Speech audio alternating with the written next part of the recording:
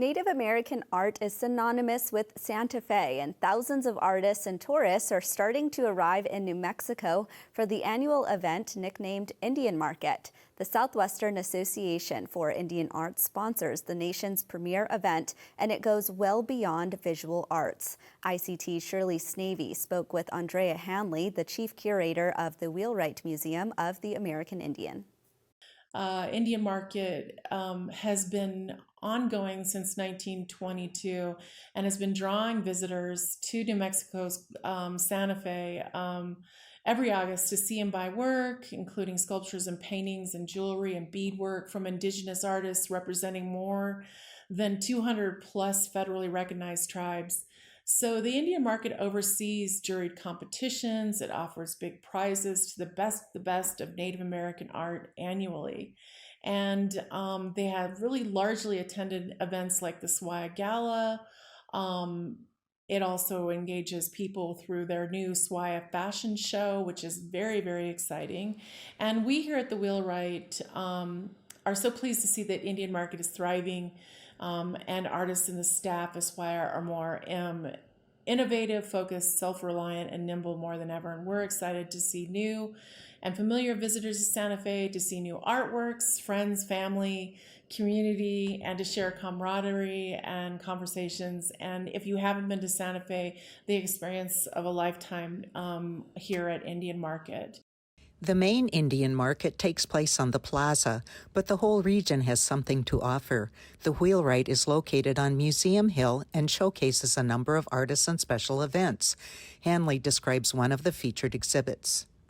I was very, very excited to curate an exhibition that's currently on display at the Wheelwright called California Stars, Huva Nutsvi Putsvi, which explores the impact of multi-generations of first California artists, and loosely translated Huvanatsi Putsvi in the Chemehuevi language means stars with us and or around us. And this really sort of illuminates the illumination and the inspiration that these stellar artists have provided, influencing the Native American contemporary art field for more than 6 decades. And so these artists that we selected for this exhibition work across varied media to develop richly layered work that inspired by tradition, by both personal experience, spirituality, and traditions. They speak to the complexity of everyday life of Native Americans who are frequently forced to negotiate misrepresentation and encroachment on land, culture, and values. And in doing so, they emphasize questions around identity, Indigenous resilience, and social justice. Today, California is the location of diverse tribal communities, and the cumulative impact of extractive colonialism continues to have negative impacts. Nevertheless, these generations of artists guide us toward a deeper understanding of the complexity of these issues for them, and they invite us to witness and experience this in this exhibition. Again, I think that when I was organizing this exhibition, I was looking at really kind of thinking about the relationship that the Wheelwright has had with many very important contemporary Indian artists for a very, very long time. As a matter of fact, Fritz Scholder, who is Lisueño and considered one of the superstars of the contemporary Indian art world, I believe had one of his first solo exhibitions with the Wheelwright back in the early 70s. And so when you think about this is a 50-year relationship that the Wheelwright has had. Again, we looked at iconic and lesser known works from both the Wheelwright's permanent collection, and we borrowed pieces, and then we also had works that were created for the exhibition. But again, this really was to kind of think about the impact that the Wheelwright has had, and also the relationship that the Wheelwright has had in working with and bringing attention to both established and emerging Native arts artists in solo exhibitions as well as surveys. And I think that we had talked a little bit about one particular artist, which was Harry Fonseca, who was Maidu, Native Hawaiian, and Portuguese. Harry had passed away in 2006, but he had really sort of was a really well-known icon here in New Mexico. He had a studio here in Santa Fe for years. He was best known for his series of coyotes. Fonseca used the trickster figure as a vibrant and kind of a humorous stand-in for himself as he critiqued aspects of mainstream American culture.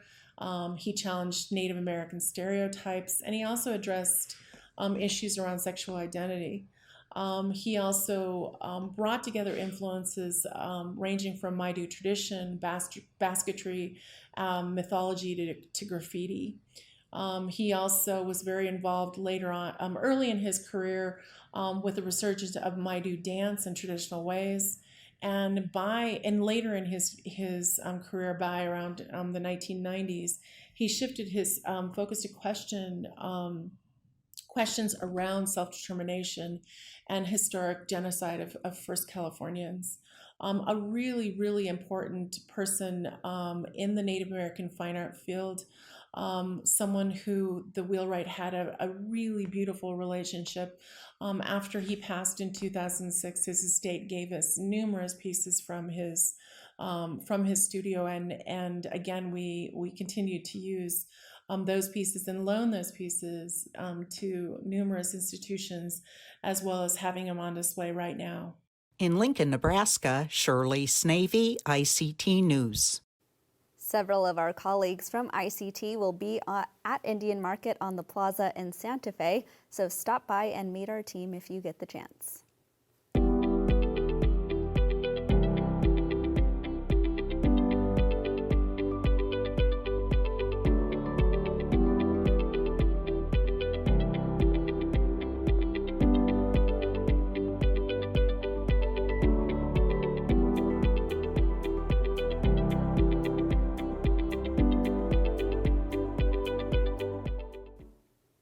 Last month, Indigenous STEM students traveled to Washington, D.C. to celebrate an increase in federal job access for Alaska Natives. Representatives and students from the Alaska Native Science and Engineering Program partnered with the Department of the Interior to sign an agreement guaranteeing non-competitive federal jobs in the future. UPIC student Tatiana Corthias and Koyukon Athabaskan Assistant Director Naisa Murphy from ANSEP join us now to talk about the partnership. Welcome to the ICT Newscast, Naisa and Tatiana. Thank you. We're excited to be here. Naisa, let's start with you. Tell us about ANSEP and how this partnership came to be. ANSEP is a wonderful program. It's the Alaska Native Science and Engineering Program, and it's a longitudinal design. So it works with students as early as elementary age all the way through a PhD. And it has really grown exponentially since it was founded in 1995 with just one student. Today, ANSEP has worked with over 100 communities and has over 3,000 current students and ANSEP alumni working in STEM. Tatiana, how did it feel to travel so far from home to meet Interior Secretary Deb Haaland and represent Alaska Natives in that way? It was definitely exciting. Exciting to meet Deb Haaland and her staff. It was very eye-opening traveling to the other side of the country, coming from Alaska, going to Washington, D.C., seeing that, what it's like to live in a city, coming from a small town. Naisa, let's go back to you. We know that the STEM field is lacking Indigenous representation. Why are Native voices and contributions in science and engineering so needed right now? I think that to see someone in a professional aspect is really essential for the youth who are growing up to see that this is an opportunity for them and this is something that they are able to do. And I think ANSEP has been addressing this in a very meaningful way by doing career explorations and STEM activities with the middle school academy and different components, they bring in experts in STEM fields such as biologists and geologists, engineers, to not only teach students that this is accessible and what their careers look like, but that they can ask questions and it can be fun, and they will support them through their journey. Tatiana, when did you first learn of ANSEP and how has it helped you so far?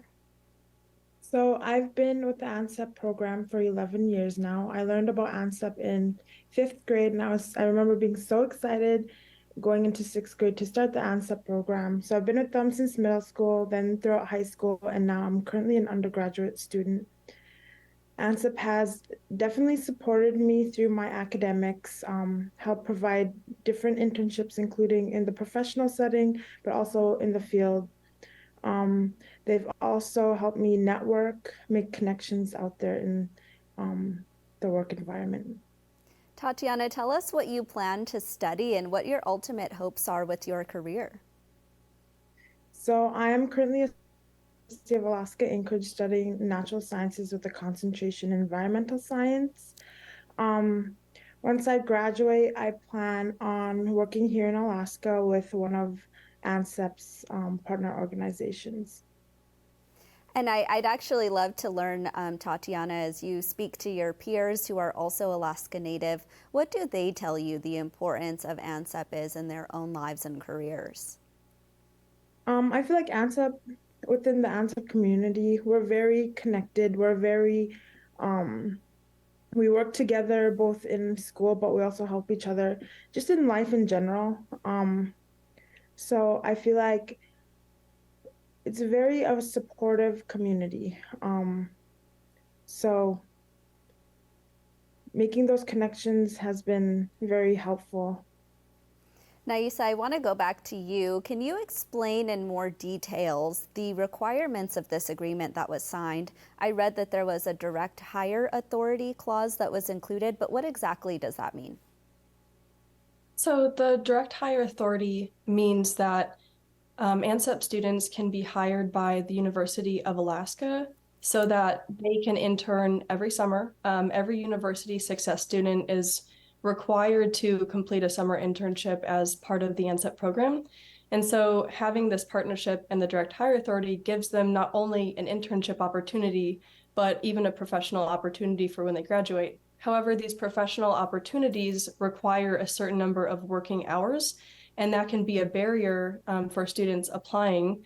And even the time with the federal government to be hired once you have enough working hours and you have a diploma prevents students from being hired to the federal government. And so the direct hire authority closes this by the students being employed and receiving those necessary working hours during their undergraduate degree. So when they graduate, they have the experience and the qualifications to be hired directly. You mentioned that these folks would be hired by the federal government, but tell us exactly what kinds of jobs those people would be hired for.